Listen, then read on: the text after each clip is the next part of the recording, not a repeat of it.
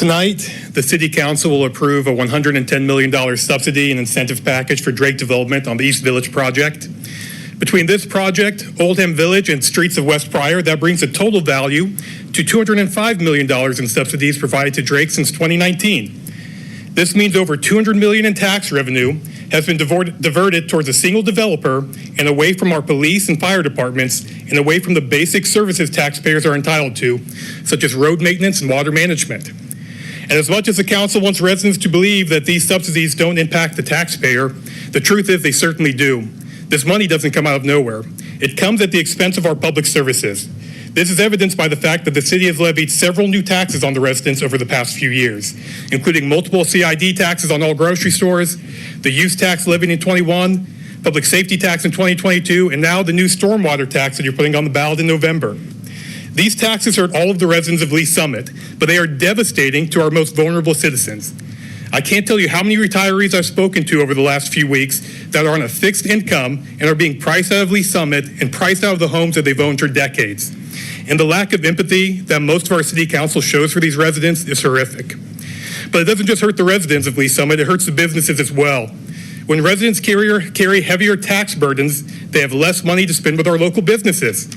And this has been reflected by the lower sales tax numbers we've seen recently. Now, many on the council argue that you are approving these developments based on long-term benefits it will provide the community. The truth is, you are doing this based on your own self-serving short-term benefits.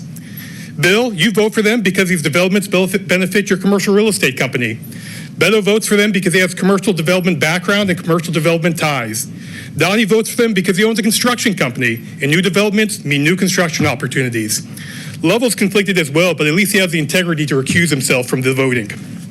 And Bill, you should recuse yourself.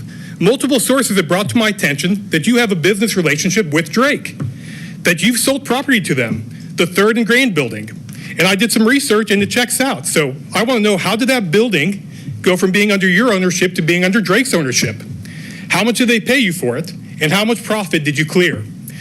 Did that transaction serve as some kind of monetary kickback so that you would give Drake $200 million in taxpayer money?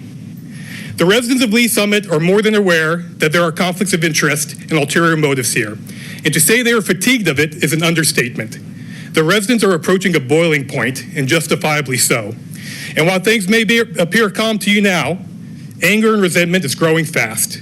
And I believe a reckoning is coming for all of you that are involved in these corrupt practices. All right, thank you. For the record, I have no business relationship with Drake Development. Yes, I sold the building to them. Yes, I sold the building to them. Mayor, just a point of clarification for the public commenter. I do not own a construction company.